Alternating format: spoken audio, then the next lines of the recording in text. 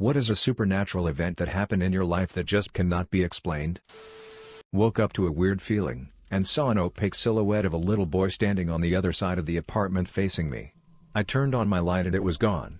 When I turned my light off I saw it again. Flipped the light back on and went over there to make sure there was nothing that could be causing a weird shadow, etc. There was nothing there that could have created that specific shape, and it was standing in the pathway between my couch and wall, so it couldn't have been a shadow. I turned my light off again and it was there. Flipped it back on and slept with the light on for the rest of the night. Couldn't sleep without the light on for days. Lol. I was biking down a country road I used to live on. I think I was 8 or 9, and on my way home I saw this small humanoid-looking being run across the road, from one crop field into a cornfield. The only details I could make out, and I still vividly remember, was that it was completely covered in yellow, from neck to feet, and I think it has green on its head. I told my mom about it and all she could come up with was something about Cabbage Patch Kids. Never saw that thing again. But I still think about it from time to time. Edit. It was the size of a small child, about 50 feet away. Early into my now wife and I's relationship I had a dream about her in childbirth. Very vivid, and long. Like I spent days in the hospital with her and everything was in a strange twilight. When it came time to deliver things went very wrong and she and baby ended up passing away. I woke up quite shook naturally but brushed it off. I am a nurse and have had to deal with traumatic OB situations before, and I chalked it up to me dealing with that stress through a dream. 6 years later and my wife is pregnant. I have forgotten the dream by now. I get a call late into the 3rd trimester while I am on shift. Wife is going to the ER for a bad BP. I get off my shift and go to meet her. As soon as I step into the room I remember my dream. It's the same damn room. Which is extra spooky because the hospital we were at wasn't even built when I had the dream. This is last year, right when lockdown started. My wife has admitted they wanted to wait a week to deliver if possible. She will be kept in a twilight state until that time. So it's me in this room eerily isolated as the world around us is frozen and my wife is incoherent mere feet away. Lingering for days in this room I brushed off my dream, trying to manage my anxiety and stress. Come showtime my wife gets ready to begin pushing and it's exactly the same scenario as my dream. Things start going poorly, but the doctor thinks delivery is still possible, but at this point I finally freak out into full panic, and demand a C-section for my wife. The doctor I can tell wants to argue but I think my outburst made her step back and reassess the situation and she made the call for emergency C-section. Took 10 minutes for me to get taken back and as I'm in the OR I see my baby come out lifeless. They do everything they can and manage to resuscitate her. In the meantime my wife is doing poorly and they are scrambling to control her bleeding. I follow the baby out knowing there's really nothing I can do.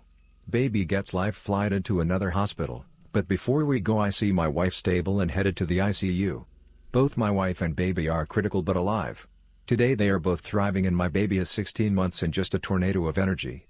I don't know that they would be alive if not for that dream and it causing me to freak out and demand a change in plan. Many years ago, my parents had separated and my father was planning on taking a trip across the country to California. He was pretty excited about it. I talked to him the day before he's leaving, wish him well and tell him I'll talk to him after he gets to California. The day of his trip, he calls me and tells me he decided last minute not to go. Refuses to really get into why. Just says he changed his mind. Seemed really odd for something that he had been planning for a couple months. That night I'm sitting at my girlfriend's house and we're watching the news, and they report that US Air Flight 1493, the flight my dad was supposed to be on, collided with another aircraft while landing in Los Angeles. About 25% of the people on the flight were killed. Hard to know how my dad would have made out, because it really depended on where you were sitting, front versus back of the plane. It was several months before he finally told me that night before he was supposed to leave, he had an extremely vivid dream that he died in a fiery plane crash. So vivid that it scared him out of flying that day. My dad is a Marine Corps Vietnam veteran who saw combat. I can only imagine how vivid the dream must have been, to scare him out of getting on that plane that morning.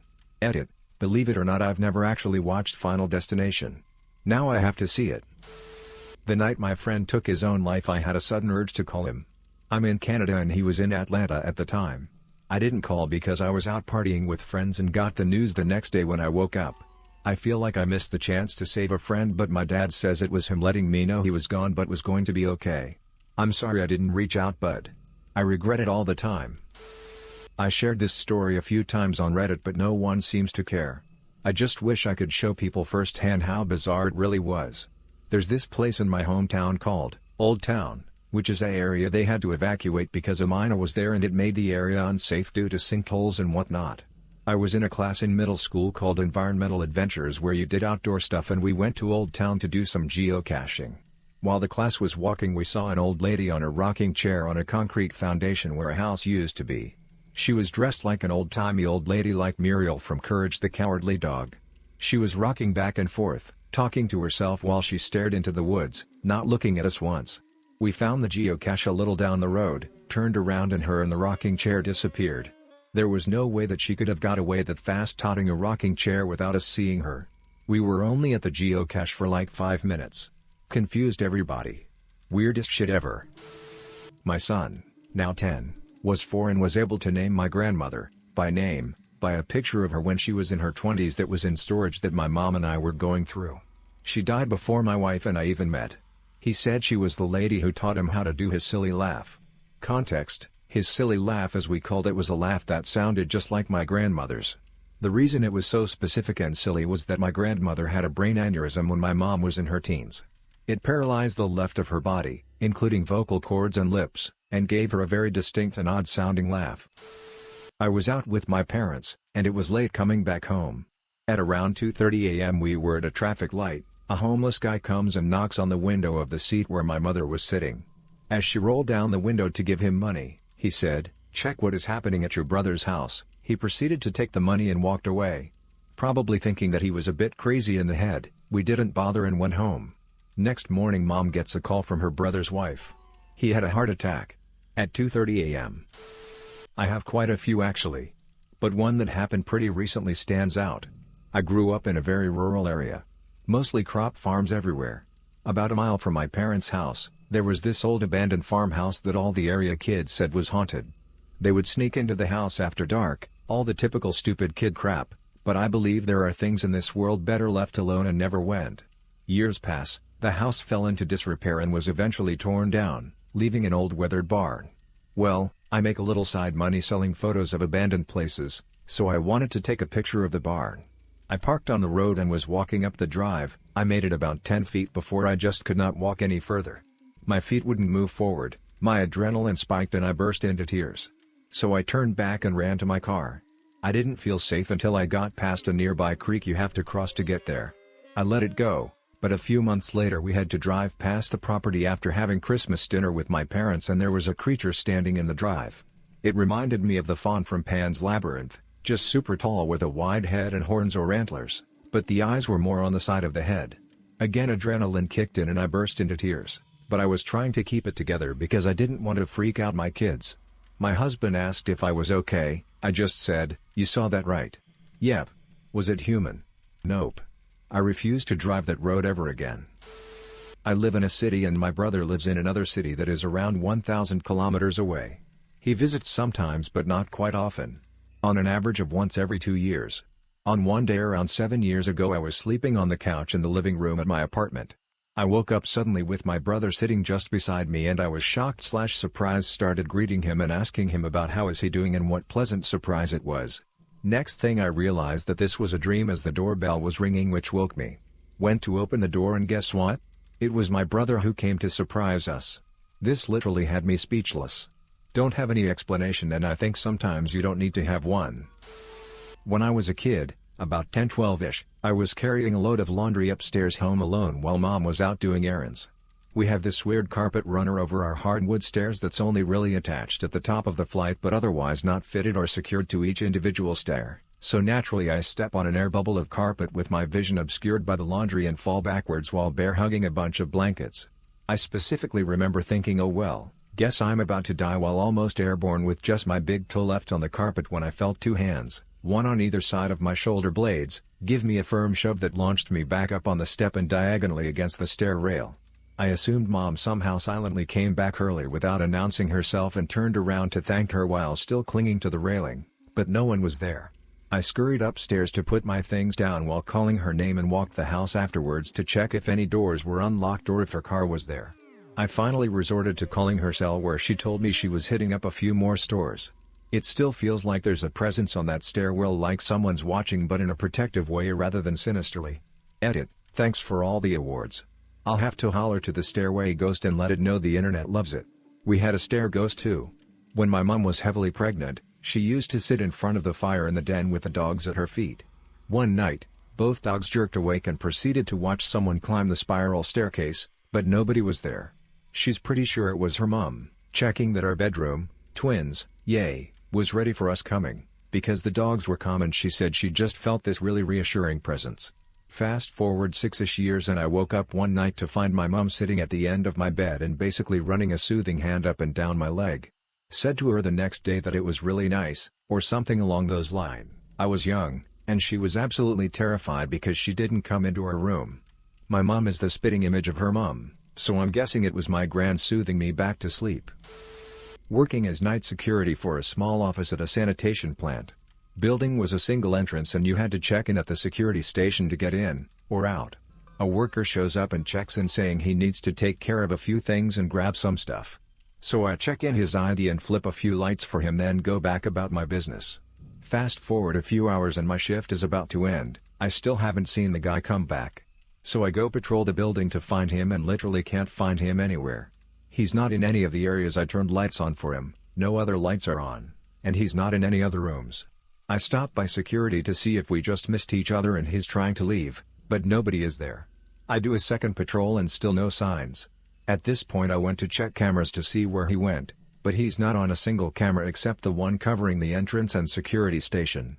He turns down a hallway and never shows up on the next camera down said hall. At this point I logged it as an incident, and GTFO right as the relief shift showed up. Next day my boss calls me and says that worker had been on vacation out of state for several days, and wouldn't return for several more. Nobody could offer any explanation to what happened. I saw a small UFO in the forest with my son, completely silent and pulsating an odd bluish-white light. It was weaving slowly through the trees. Me too. Saw a translucent hexagon hovering in the night sky for 30 to 45 minutes while stargazing at a campground in the Dixie National Forest, Utah with my dad and brother. Already posted this a year and a half ago, but I'll go again. I have to make a bit of a premise. When I was little, the woman that came to clean my house, I'll call her Mary, while my parents were working, was also my babysitter. Usually after she ended up cleaning she would bring me to her house until my mom would come and pick me up. There during the year I knew her whole family. Among these was her husband that I'll call Dave. So Dave was a pretty cool guy, just the average elder you would find in any rural town. He liked to drink wine with his friends at the bar, go hunting, and he had a lot of good and interesting stories to tell me when I was a kid, and after all these years spent together he basically considered me as a grandson. Now back when COVID hit for the first time in my country, I had a dream one night where Mary was coming to my house to clean as every other week, but this time in my living room there was a closed black coffin. When I asked her what was in there she looked at me and said in a sad tone, "Dave is inside there." Now if that wasn't strange enough, I remember waking up later that night and feeling a presence to the side of my bed, and I distinctly remember to have said while still being half asleep, "Come on Dave, let me get back to sleep." Next morning when I woke up, my parents told me that Mary had called saying that Dave had passed that night due to COVID complication. To this day I still haven't told anyone about it and I am still a bit freaked out from the whole story. Also sorry for format and grammar, but I'm on mobile and English isn't my first language. I had a similar experience after my brother died, where I felt him sit on the side of my bed. It was dark but I could still make out his outline, and I felt the bed shift under the weight of someone sitting on it. I was a young teen at the time and it terrified me, so I slid under the covers and said, "I love you, but can you please go away?" And then he disappeared. When I woke up in the morning my dad told me my brother had come to visit him in the night. As my great-grandfather passed away, my aunt and uncle had an unopened voicemail on their landline answering machine.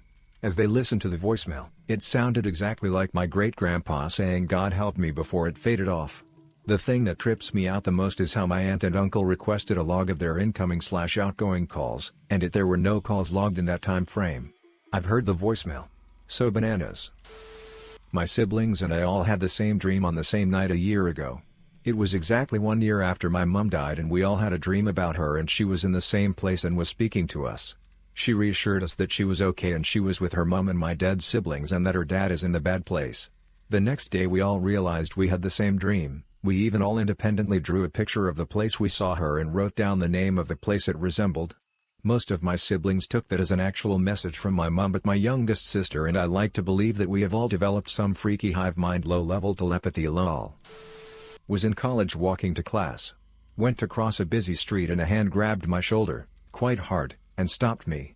A car zoomed by that would have killed me. Nobody was behind me or anywhere close enough to have stopped me. Guardian angel? While working at the City Tavern in Old City, Philadelphia, considered to be one of the most haunted buildings in the U.S., have seen full dinner service, plates, utensils, glasses and all fly off the table we called Big Round in the middle of dinner service. Not sorta topple over, but full-on suicide eat off the table.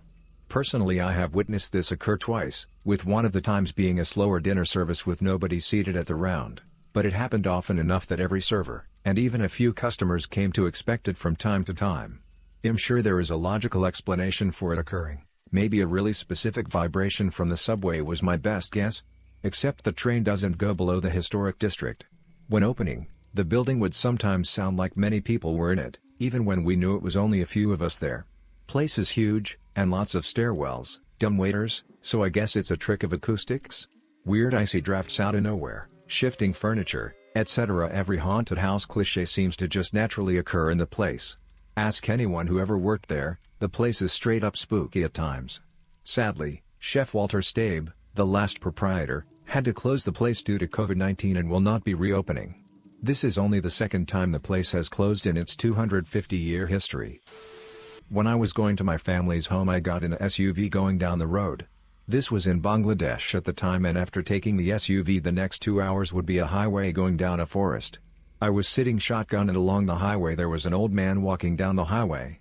He was hitchhiking and the driver decided to pick him up. He insisted on sitting in my seat and obliged as he was an older man. About an hour down the drive, our car collided with a bus and the shotgun seat was mangled up. We all got out and we looked around, but we couldn't find the old man that insisted on taking my seat anywhere. Stories like these aren't rare, but I didn't believe them. We all know the man sat in my seat and we all saw him. But he was nowhere to be found. Edit, he just vanished. No blood. He was wearing ethnic attire, which isn't peculiar around that area. He didn't speak at all, and we didn't ask him anything either. He just said to drop him off at the market ahead, which would be in the town my house was in. One thing that was weird was that he spoke in an oldish Bengali. Like a old Bengali that we'd see in poetry from the 1800s. I didn't see it as peculiar cause he seemed like an ascetic. Second edit, I have pics of the collision if you guys were wondering. Third edit, when I said he didn't speak at all, I meant during the ride. He didn't say anything other than where he wanted to go and insisting on my seat.